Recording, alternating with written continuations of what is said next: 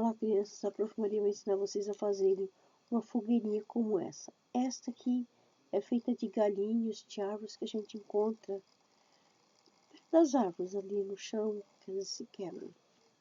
Esta aqui é de rolinho de papel higiênico cortado ao meio, aí a gente enrola e faz essa fogueirinha aqui.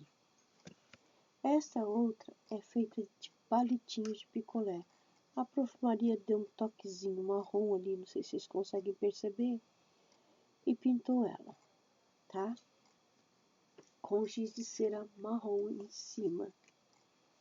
Passou o giz de cera e pintou. Primeiramente, a Prof. Maria vai começar a ensinar vocês a montarem essa daqui. Você pega um galinho, um pedacinho assim. Ele não precisa ser perfeito, ele não precisa ser do mesmo tamanho, porque, ó, as fogueirinhas elas são assim, e vão colando nesse sentido aqui, ó. Vão fazendo um quadradinho, um retângulo, e sempre deixando a beiradinha assim de fora. E assim, vai montando e faz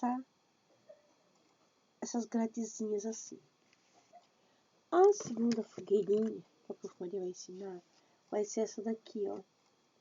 Que ela pintou, passou o giz de cera marrom nela.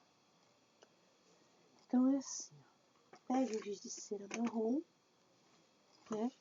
Ou um palitinho de picolé e faz assim, ó. Pinta ele desta forma.